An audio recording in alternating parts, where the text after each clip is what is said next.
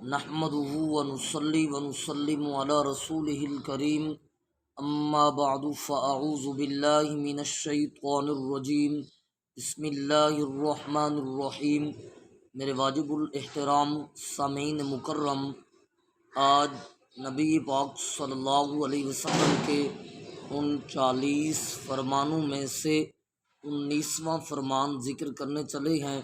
جن کے متعلق نبی پاک صلی اللہ علیہ وسلم نے جنت کی بشارت سنائی ہے۔ نبی پاک صلی اللہ علیہ وسلم نے ارشاد فرمایا کہ مسلمان بندے کو اس بات کا بھی خیال رکھنا چاہیے کہ وہ مسلمان بندہ کسی کی غیبت نہ کرے، کسی کا عیب بیان نہ کرے، کسی کے بارے میں دل میں بغض نہ رکھے، کسی کے بارے میں دل میں حسد نہ رکھے۔ مسلمان کو چاہیے کہ وہ اپنے دل کو صاف رکھے۔ میرے واجب الاحترام، اگر ہمارا میسیج اور پیغام آپ کو اچھا لگا تو ہمارے ویڈیو کو لائک اور شیئر ضرور